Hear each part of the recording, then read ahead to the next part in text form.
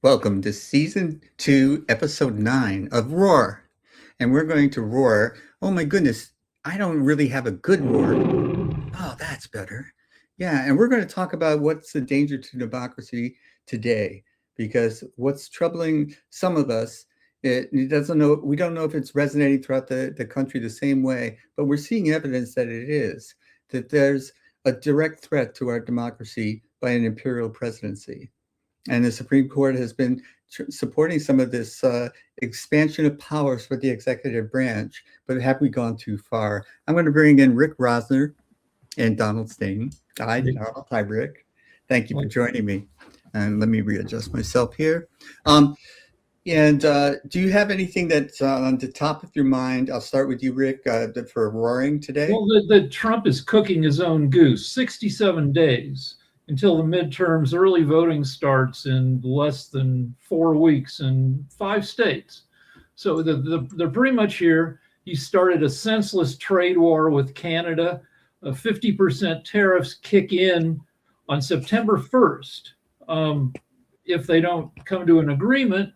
And Carney's the prime minister is an economist, and if he doesn't like Trump having so much power, all they have to do is let the tariffs stand for 2 months and let prices go crazy. And for 2 months of pain, maybe there's a landslide against Trump. And then this is day 116 of the national average price of gas above $4 a gallon.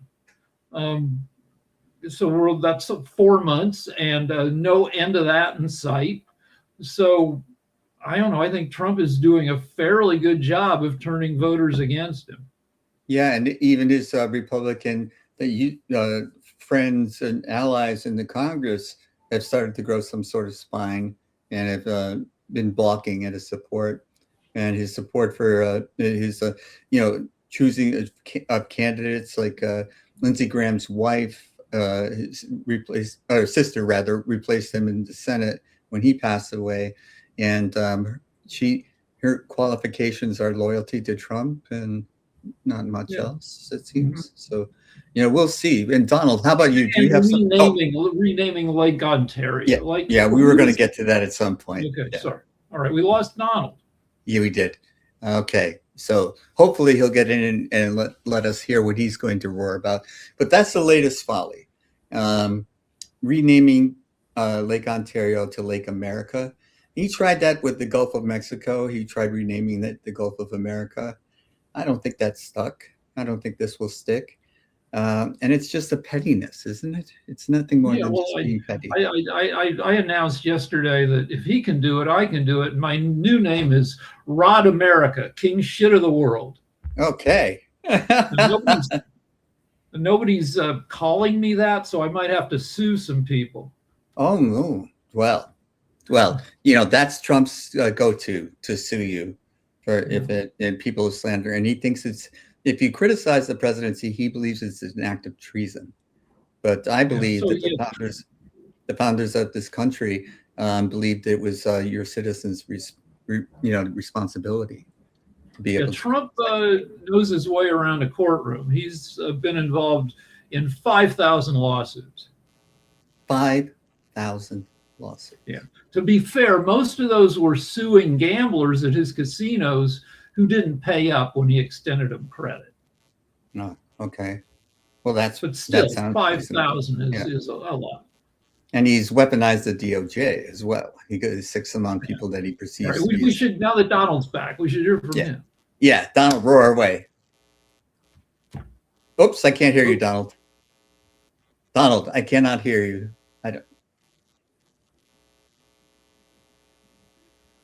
Yeah, we've had this trouble with Donald before, and he figured it out last time.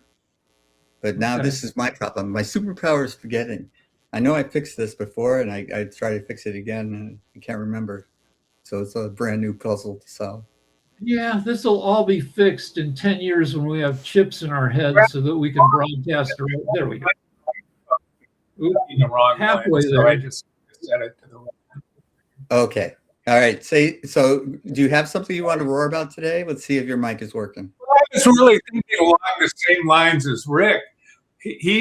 he's like thrashing around to the degree that I read the other day or yesterday that 13% of people strongly support Trump. So it's they lump the people that are sort of on his side into either or one or the other. Whatever he says goes. Yeah. And so if it says like 38% of people support Trump, then you can break that down into people that sort of support him and those people that passionately support him. And the amount that passionately support him has gone down to 13%. Yeah. And he's losing his mind. I mean, I looked it up in Mexico, it's called the Gulf of Mexico. In the United States, this is Google Maps.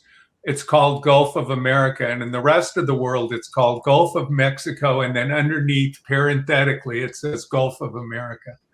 But I'm never going to call it the Gulf of America. I mean, I've talked to people all over the world. They're like, what the fuck are you talking about? I mean, It's been the Gulf of Mexico long, long before there was a United States. And President Trump, right. Yeah. So on the opposite side of the coin, Newsweek took a survey this month. 49% of Americans strongly disapprove of Trump, compared to 17 who strongly approve, which is 3-1 against, which is overwhelming, probably unprecedented. Exactly. But will that translate? Everything he's doing is oh, sorry. That's okay. You go ahead, Donald. I was just going to say, I was just agreeing with you, is that everything that he's doing is going to just raise prices, create problems. And like a couple of years ago, I went up to the Great Lakes just to see them and stuff. And I saw the bridge, it's in Michigan, that more traffic comes across that bridge than any other bridge in the United States. That's between Michigan and Canada. And now they've opened a much bigger one because there's so incredibly much trade. So by screwing our relationship with Canada, all those Rust Belt states are getting fucked more than anybody else. Yes. And I just want to say one other ridiculous thing I heard him saying is that he says, well, we want to stop all the Canadian cars.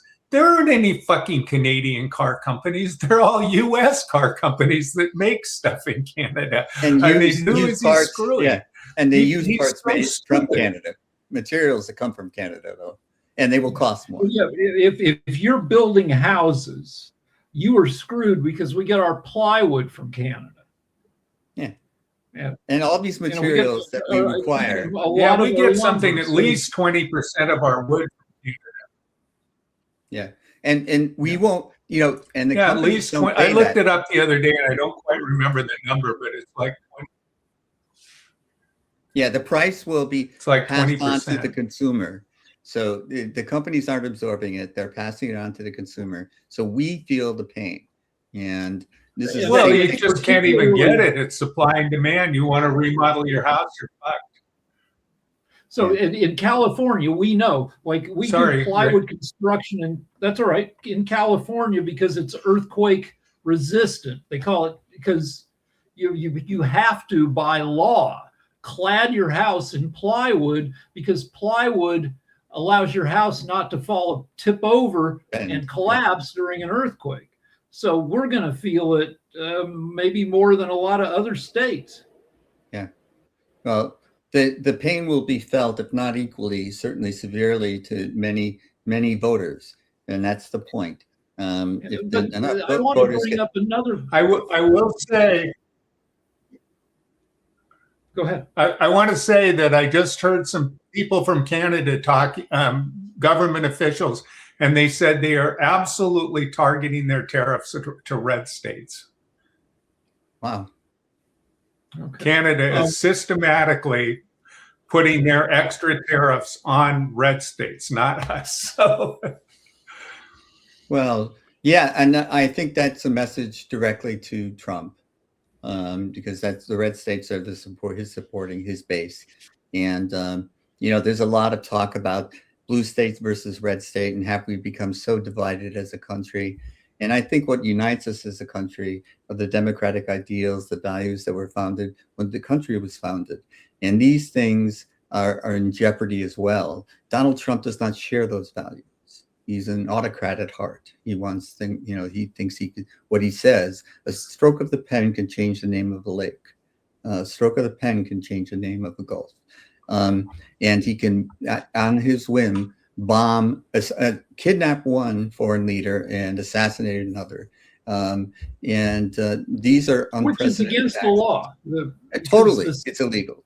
But he doesn't believe that he's going to suffer any consequences. He was convicted of over 30 felonies, and there's no consequences. He was elected to represent. So the message he's been getting is, I can do anything and get away with it. So my fear is that all the nonsense distracts us from like all this other stuff that's going, because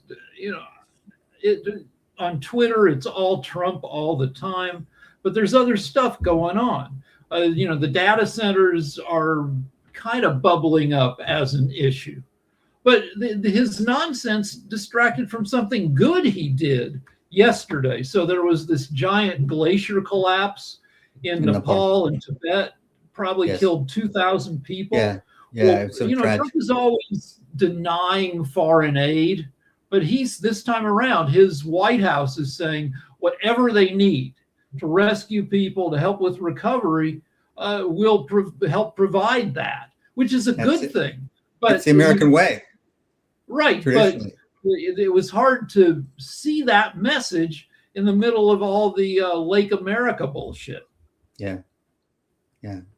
And he has stifled aid in so many incidences, and this is an isolated example of him doing the right thing when he's been doing the wrong thing. So children are suffering here and other places. Go ahead, Tom. Somebody pointed out to me the other day that it's an actual subchapter of Project 2025 to destroy the Department of Agriculture, basically food safety, to completely destroy food safety in the country. That was a goal. And why is that? Why is that? Understand the logic of that. Remember that guy? I don't know. I mean, Jim and I got to be on this podcast for a little while with this guy named Edgar, and Edgar had worked for the Heritage Foundation at one time, and I begged our host to kick him off because I just did not want this guy. I remember around. That discussion. But his whole thing was, his whole thing was that everything could be done better by private industry. And so therefore the industry, his argument was, well, if your food isn't safe, then people will know that you don't have safe food and they'll stop buying your products. So there's a huge incentive for people to make good, safe food because it's just better business. This was his basic argument. And the Heritage Foundation claims their core is that they're a free market think tank, but they're actually Christian nationalists. And so you always have to look at everything that the Heritage Foundation does and realize there's two foundations: racial segregation and Christian nationalism. And those are the bedrock of the Heritage Foundation, and then they disguise it as free market. So I see the Heritage Foundation as a bunch of people ranging from people with light lunacy to full-on lunatics. There's somebody at the Heritage Foundation who was quoted, and basically what they said is that jizz shouldn't come out of you unless there's a chance for somebody to get pregnant. That the only sex that should be allowed is procreative sex. Penis in vagina, no condom.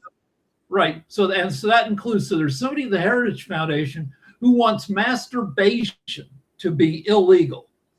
Right. And so that's on the crazy end. And then there's the lightly crazy people, because I refer to the Heritage Foundation a lot because they do they have a thing called the Index of Economic Freedom, which is basically, they're very pro-capitalism, and they rank the nations of the world according to like 8 criteria on how capitalistic they are. And that I find useful because it shows that the U.S. is not socialist or communist in any way whatsoever. And so you can use their bullshit against them. They also have an election fraud database, which shows that election fraud is a 1 in a million event. So in their keeping track of stuff for their agenda, they can be useful. Well, justice without mercy is cruelty, or can be cruelty. And, numbers don't lie, but people with numbers do consistently. Well, so, they make terrible arguments with their numbers, but the numbers themselves, you can turn around on them and say, you've been collecting statistics on election fraud for 30 years. Right. And you've only found 2,000 instances of somebody voting when they shouldn't have out of 2 billion votes cast. That's a 1 in a million rate. Right. Not enough to swing any elections. All of the election fraud nonsense has been propagated and amplified, but it's complete nonsense. If you dig into those, a lot of them are just people didn't know any better. They made, like that person they threw in jail for 30 years or something because she was told by the election office that she had the right to vote. She went in and voted based on, and then they threw her in prison for 30 years. Yeah, this woman gets out of prison and she wants to exercise her right to vote, but she's heard that, sometimes people with a record lose their right. So she asks 2 different people who work for the elections, and both of them say, oh, you should be okay. She wasn't. She went back to prison for at least 3 years. Yeah, this is something Franz Kafka would make up, but it is insane. And the cruelty that that we're seeing is a base. Like capitalism. What I was going to say was capitalism unchecked, unregulated, can be cruel as well. People think that they can they can raise themselves up by stepping on someone else's neck. And yeah, sure, if the food is bad and some children die, big deal. Over the long run, it'll work. This is a sense of cruelty. And so some of this regulations is necessary. We can get over-regulated. We can get crazily regulated. Some of the regulations that run on the books, they need to be removed. Some of them need to be added. For example, in the AI industry now, we don't know what the guardrails should be, let alone do we have any. So these are things that constantly pop up. But, since, at least in my lifetime, Ronald Reagan's administration, deregulation has been kind of a mandate, a knee-jerk response to everything. But the thing is that the regulations keep people from taking advantage of others. And so this whole idea, Trump has been firing all the people that have been preventing us from fraud. You look at Trump University and all of these types of things that Trump has had his hand in, fraudulent. Yet, even though they're found in a court of law to be fraudulent, these are the types of things that people will inflict on others if there are nobody watching out for the little person. And, because we need these regulatory agencies, and they can get in the way sometimes, and but it's a price we pay to avoid the types of people who will take advantage of others, and they're born every day. Yeah, so speaking of little people, we have 2 dead little people, including a baby in Pennsylvania from measles. And you might have missed this. So in the middle of all this other bullshit, you might have missed that RFK Jr., who's not only a lunatic, he's also an asshole. He said, how can we be sure they died of measles?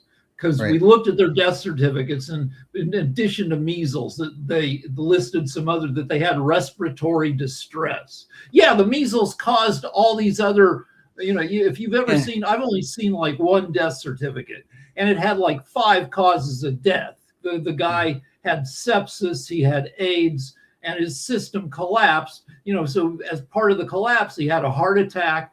So there are a bunch of contributing factors. Yes. Right. So these are called comorbidities. Yeah. So and this makes people, some people are going to suffer more. So when measles makes your organs shut down, then that gives RFK an excuse to say, well, they were sick already. No, like he killed 83 people in Samoa, like 15, 20 years ago, where he goes to Samoa. He says, measles isn't that bad. The vaccine is dangerous. So the whole island of, I think, American Samoa, I don't know, didn't vaccinate. They had a huge measles outbreak. 83 people died, half of them children. He continues to lie about his involvement in that. And it had been essentially, for all intents and purposes, eradicated. Yes. Such as polio. We have more measles in the U.S. now than we've had since 1991. And we won't even get an accurate tally of who died from it, because measles is one of those viruses that eats your immune system. It makes your immune system forget whatever, when you get sick, your body learns to fight a bunch of diseases. Measles, wipes the chalkboard clean, so you're virgin for a lot of diseases. So you may die from something 2 or 3 years down the line that you had been immune to before you got measles. Right.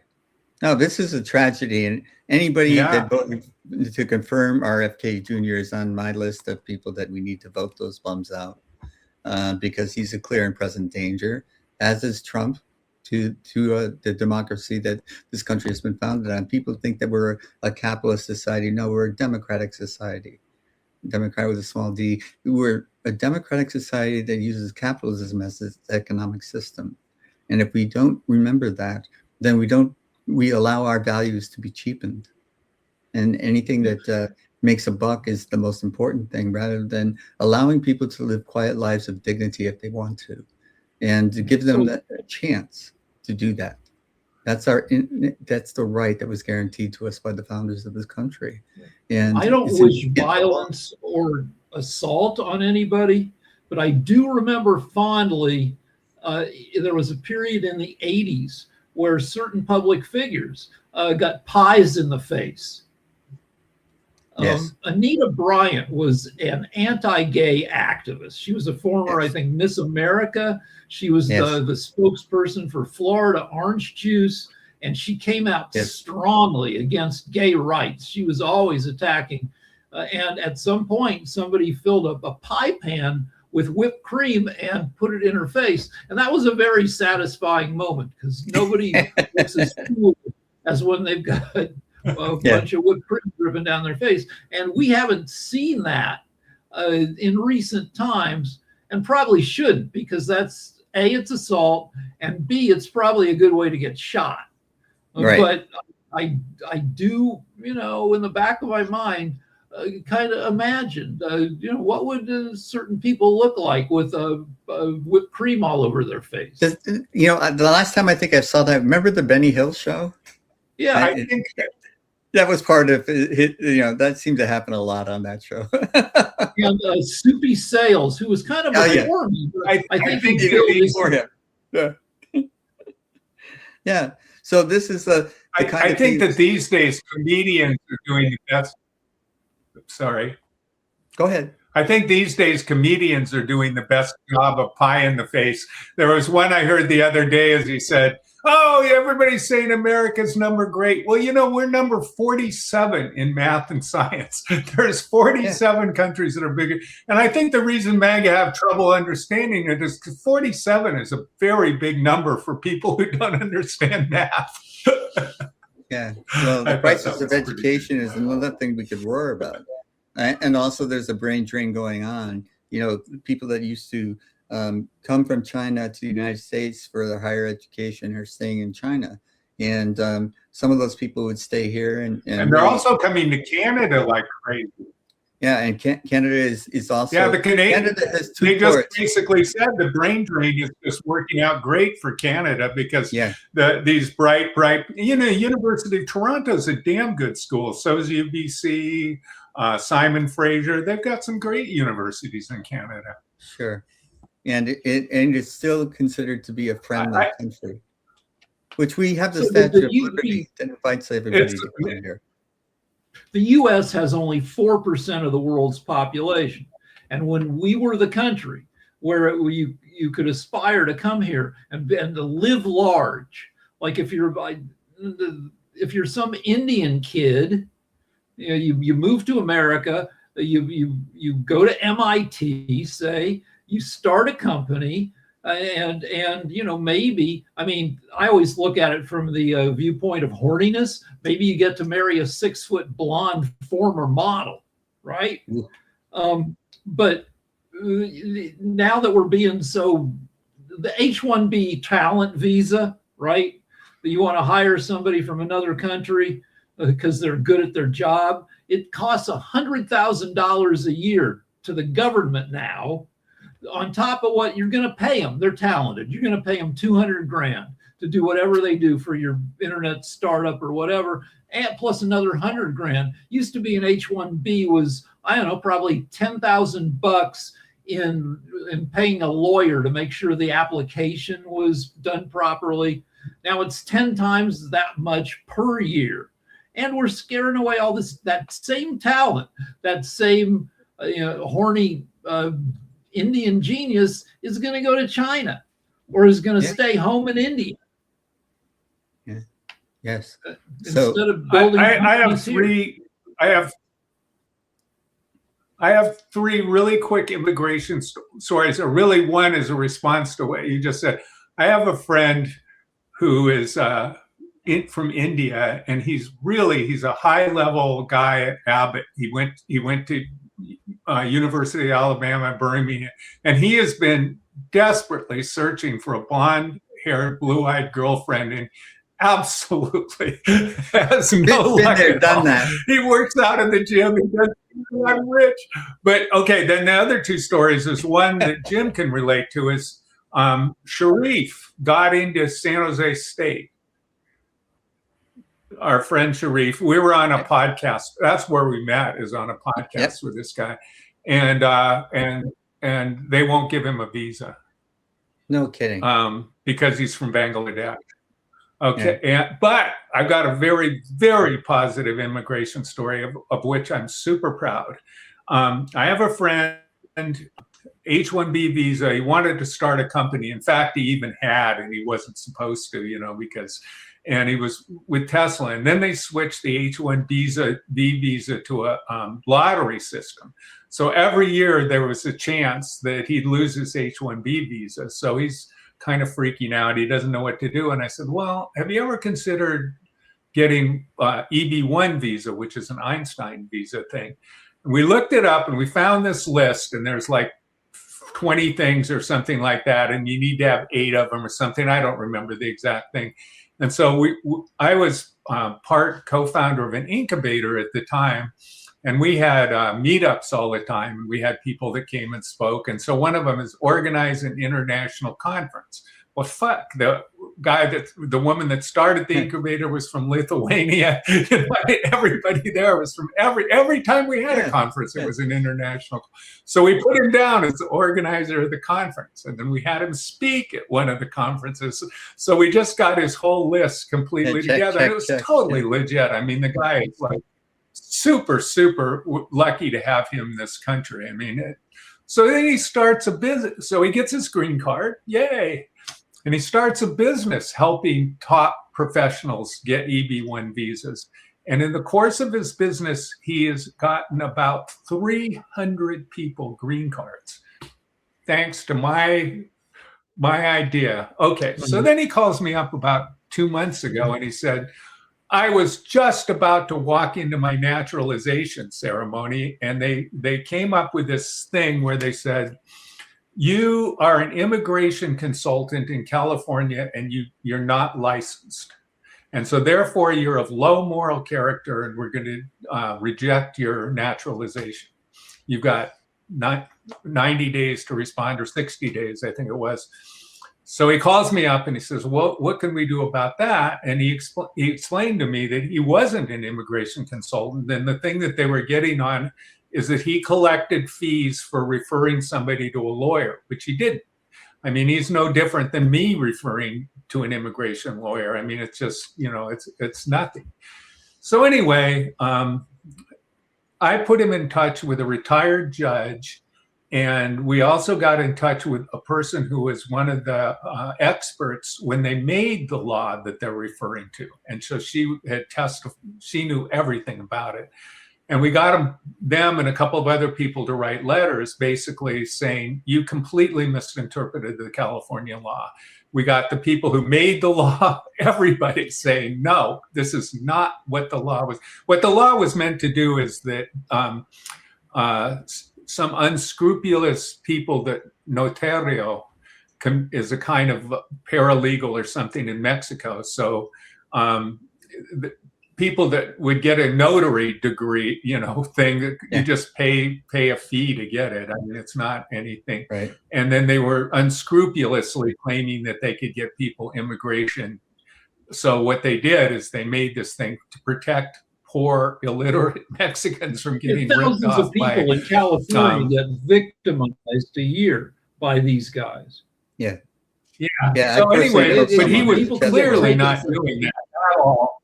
Right. Anyway, he got naturalized about 2 weeks ago. And so I feel that was the best middle finger thing I've done to Trump ever. 300 people with green cards, a new American citizen, right in the middle of him being his worst. We managed to get it past him. So anyway, so that's a positive immigration story. So I return the when it comes floor to to you guys. In the U.S., well, one of our greatest friends in bringing talent to the U.S. was Hitler, because all the most talented people across Europe in the 30s and 40s got the hell out if they could, if they were smart enough to beat the Nazis before they showed up on their doorstep. And they all came to America: movie directors, movie actors, writers, physicists, even some creepy Nazi scientists after World War II. We in Russia swept them up to build our space programs. And we are now doing the opposite. We're getting a little bit Hitlery, and we're driving talent away from the U.S. Yeah, this is the sad reality of the situation. But these things, the country faces crises from time to time and seems to emerge from them again and again and again. And so I want to weigh in on one thing when you're finished. Sorry. Yeah, and one of the things that we can do is come back, and sometimes come back wiser, a little bit stronger. And so I think if the midterms go the way that the three of us hope that they go, this will be a clear and distinct message. And not only is Canada targeting red states with the tariffs, but I think that the people that are doing the political campaigns now are getting a little smarter on the Democratic side, and they're not just saying it's Trump is bad. They're like what James Carville told Bill Clinton, it's the economy, stupid. So their messaging is better than it has been.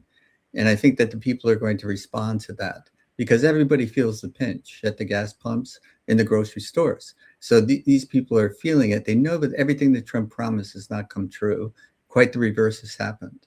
$4 plus is the average gas price in the United States. Of course, in California, it's much worse. But, who does that hit? That hits people like truckers. That hits people that, need their cars or trucks for transportation to work.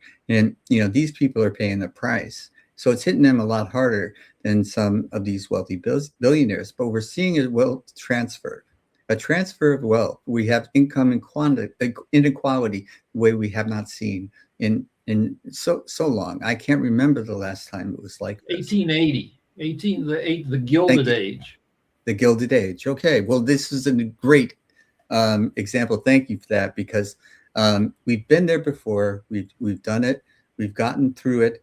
And right now, the transfer of wealth to the wealthy are getting wealthier, and the ultra wealthy are just starting to become like Peter Thiel, I think, is going to dump an enormous amount of money into an Ohio race.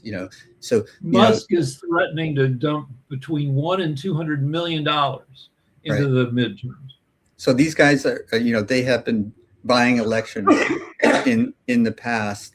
But I think if people get, wiser, that they won't believe these bought ads, these attack ads that come out against individuals around the country as much as they will their pocketbooks and their inability to make their monthly mortgage or rent, and or to worry about it, the stress that it's causing the average American, because there's a tremendous disconnect between Wall Street and Main Street right now, when Wall Street is profiting. But even there, the profit is narrowing. So there's only smaller and smaller companies that are doing phenomenally well. So this brings the index up. But when you look at it, it's not a wide gain. All boats are not rising. It's getting narrower and narrower. And then, so companies like NVIDIA, for example, are reporting, they just announced their earnings, and they've record profits, staggering profits. Yeah, the rise is driven by like 6 big companies. Yeah, and these companies drive all of the indices up. And so you get the idea that the stock market is doing well. It's very narrow. And if you're invested in those companies, you're doing well. But if you're invested in other companies who are struggling, you're not participating in this great gain of wealth. It's a very, very clear economic transfer of wealth from a broader base to a narrower base, and it's making the very Donald wanted to. Pardon me.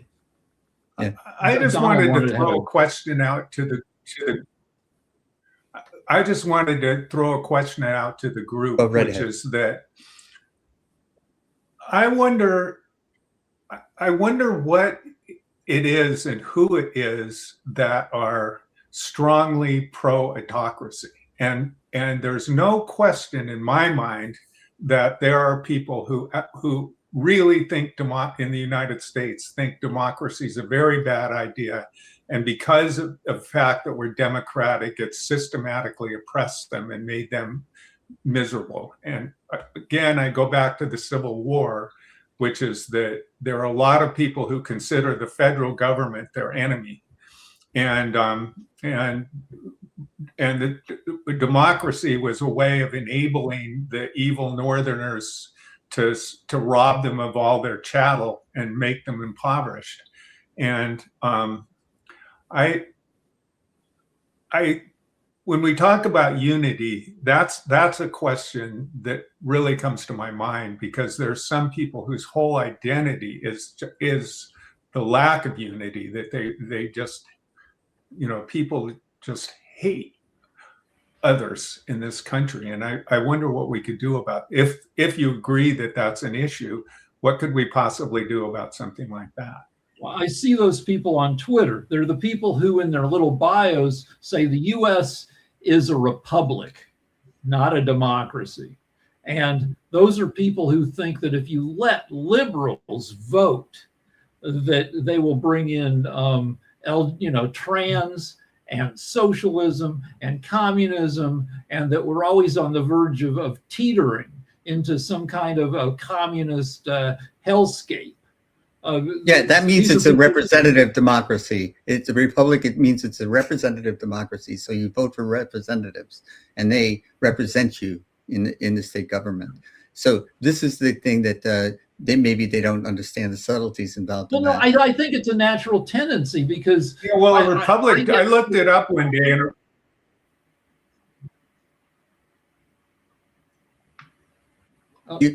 go ahead, Rick. Go ahead. So I every once in a while, but probably I wonder how, like, there's so many stupid mother mofos out there.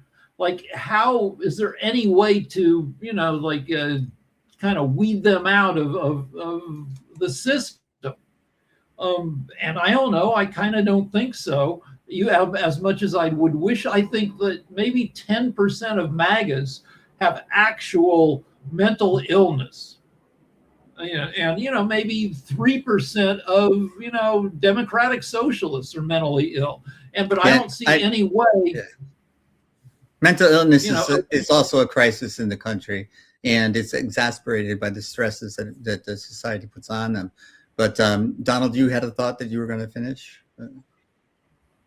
I just wanted to say one thing. I've heard that thing that we're a republic, not a democracy. And I just, I looked it up, and let me just give you the definition of a republic. It's one sentence, two sentences. Yeah, one sentence. A republic is a form of government where power lies with the people and their elected representatives, and there is no monarch or hereditary king. I mean, Precisely. So what do you mean we're a Republican, not a democracy? I mean, they're the same thing. I mean, it's ridiculous. It's a representative democracy, and so you vote for a representative. It's not a you show up in the government and vote, you have the vote in the Senate or the Congress. You have a representative that has the vote. So it's not a very difficult concept, but it seems to be lost. Right. Well, a republic could be a direct democracy or a representative democracy. But the point of the matter is that it's one that the people run, however they organize it. But there's no king. Yes. Yeah. And a republic is, yeah. That's what a republic and so, is. So. Yeah, and this is the kind of confusion that we kind of shake our heads at. But there will always be this minority of people that that the world is flat, and you can't really argue with them. You're not going to change their mind. And so it's one of the things that we have to accept in our society, that there will be. This is why we want to achieve consensus. And this is what Donald was getting to. How can we achieve consensus? Because I know that many people still refer to the Civil War as the war of northern aggression. There are deep-seated hatreds, there are deep-seated biases, racism, whatever it is. These are things that we struggle to overcome. And so what lifts us up is stronger, I believe, than what brings us down. But these types of things of unregulated capitalism will bring us down. It will not bring us up. It will not lift us up. It will not lift the majority of the United States citizens up. It has to have there's like justice without mercy can be cruelty. And so you have to understand that these things have subtleties, and they cannot be just easily understood by whatever it is someone told you once and you accepted it as gospel. There are people that are going to believe that if Trump shoots somebody on Fifth Avenue, there'll be no consequences. He won't lose a single vote. There will be people that believe that. And don't argue with them. Just accept the fact that these people exist. Go ahead, Rick. So I have a thing. Along the same lines, I'd like to throw one other. Oh, sorry. Go ahead, Rick. Go on. You're answering my question. Rick, I'm so sorry to interrupt. That's all right. The Dems will probably win the House, maybe win the Senate. So Otto von Bismarck, a German guy from the night, he said, I looked it up while we were talking. He said, politics is the art of the possible. So Trump's time as president has shown that the controls on an unscrupulous guy are not sufficient. So some of the Supreme Court stuff has shown that our court has problems. So what can we do? People are saying you can impeach. I'm sure he'll get impeached. For the third time, he won't get kicked out of office. He'll be investigated. I'm not sure any of this will, and people will end up more pissed off from impeaching him because that won't do anything to lower prices. Right. So assuming that we're wasting our time, what can we do? What can we get behind that would, help things now and also in the future to, stop jackasses from getting elected? Well, these tensions, they're almost tribal tensions in some ways. They're still dividing people in the former Yugoslavia, for example. there's still these long-seated resentments and dislikes and hatreds. And these things are, for example, we had an Obama presidency that carried with it, in some people's minds, it carried with it, this is the time to heal the racial divides. And, it didn't happen because it doesn't happen in one administration. It doesn't happen. Yeah, it got him played. He was so careful to not be feisty that the Republicans played him a lot. Well, and the point I'm trying to make is that these are generational things that happen. So the generation that comes after us, they had the example of a Black president. And one day they will have the example of a female president. And so some of these old things that people who are holding on to, they may die off, but it's a generational thing. It will not happen in a single president. Yeah, we have the example of a female vice president who broke more ties in the Senate than I think anybody else, because the VP gets a vote if it's 50-50. She cast her VP vote more than any other VP in history. She was a very consequential VP. She gets no credit for any of that. Right. No, these are I want to address what you just said, Jim, before we move on. There's a wonderful book called Albion's Seed. And what it is it carefully documents what they call the folk ways, which are how people cook, how they educate their children, what their beliefs are about religion, all these different kinds of things. And they trace it from these 4 different groups, Albion, England, into the United States, and then looked at what they were like when they came and what they're like now. And the degree that they haven't changed is absolutely staggering. For an instance, the Scotch-Irish border people had been fighting each other, and Northern England had been fighting each other since, they built Hadrian's Wall in 70 AD to separate them from fighting with each other. So they have a whole culture of guns and sword. They've just got this whole culture, and those are the people that moved to Appalachia, and so they never changed one bit. And so you just look at, and it was the second sons of people who weren't going to inherit any wealth in England that came here kind of first, and they settled the bottom lands in Washington and Virginia and things like that, and they became the slave owners. And it just, so all I'm basically saying is that it seems that these things can last a lot longer than a generation. Yes, they get so embedded. I understand, but the rate of change now is different than the rate of change has been historically. So I do think of it as a generational thing, in the sense that those things, the information that those people had was just not available to them. So they only believed what the people around them believed, and there was no other influence on their lives. Now, if you just get one narrow source of information, like if you're tuning into hate radio, for example, and that's what you hear, that's the only thing you hear, then you're not going to change your mind. But if you have more sources of information and you can make up your own mind as you become an adult, these are the types of things that will happen. And I do believe that this is happening more and more in the information age. And now it's the age of the internet. And who knows, in the age of artificial intelligence, what will happen. But more and more people are catching on, I think, now than ever could before, because they didn't know better. And so you don't. I hope so. Go ahead. Yeah, I appreciate that. To Donald's point, so Quakerism started in England in the 1500s, 1600s.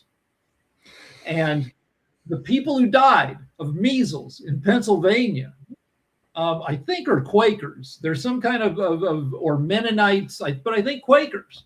And Quakers. Yeah, that would be not Quakers. But what are the great people? But some of their attitudes towards vaccinations come from a resistance to technology that's hundreds of years old. Right. Yeah. And so RFK has. I think you're mistaken about Quakers.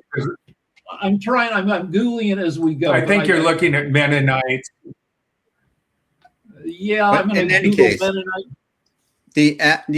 they call them Luddites, people that were against technology, and it's just a fact of life now. Yep. Okay. So you're right. Not Quakers, but Amish and Mennonites, which is, Right. I mean, I kind of, they're not the same Right, thing, Amish. but they are similar in that, No. The Amish are great people, but they do try to limit their exposure to tech, which includes vaccinations for a lot of them. I have to throw this in because every Tuesday I go. I'm nothing. I've never had any religion in my life and was raised without it. But I go to a Quaker men's group. They're very intellectual people, and they invited me because they like me because I'm knowledgeable about stuff. And these guys are ultra sophisticated. They are. And the main thing about Quakers is in a way,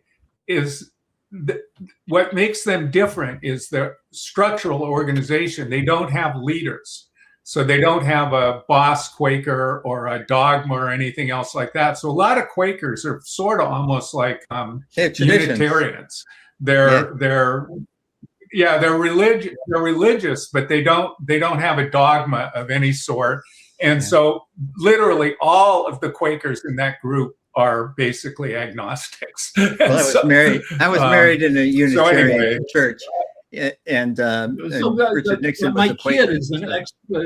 My kid does Quaker history and loves Quakers. There's a lot to love about Quakers, including their religious practice, which you brought up. That when they, one of the ways that they worship is that you show up at your church and you have to sit there for an hour. I'm sure not every congregation, you have to sit there and think your thoughts for an hour quietly, which is something that's missing from every other part of life. It's contemplative. Yes. So Quakers sure would be great thinkers and very sophisticated because they are forced by their practices to actually use their minds. Right. That's a great thing. I want to say that what happens is you're there, and if somebody feels moved to want to say something that they think is important, they will stand up and say it. So it's not complete silence, but the point of the matter is there's no guy sitting at the front saying this is what you should believe. They share their insights of their own. So it's collegial. It's very open like that. And so I think what you're saying, Rick, is really does follow from that. So I just happen to know a lot about Quakers. Right? Okay, I got to wrap up. It's the end of our show. I want to really thank you for your roars today. Donald and Rick, I really appreciate you coming on, and the discussion is always fruitful. And I do believe that we have more to roar about tomorrow. Like why, for example, society is so much into scrolling and short attention span. And what we were just talking about is contemplation, thinking. And this is another thing that I want to roar about in the future. But I'm going to be on vacation for the next few weeks. And so I will let you guys know when we'll be back for Roar Season 2, Episode 10. And I really appreciate having you guys. All right. So I really appreciate seeing you guys. I'm so glad I met you. I'm so glad I met you, Rick. This has been great. Thank you. Okay. You too. Thank you. And sorry to mistakenly disparage Quakers. Quakers these are honest mistakes. Great people. Honest mistake. Thank you, Rick. All right. Well, that's all that we have time for today. But I want you to remember that you have a voice. So speak up and speak out. Roar.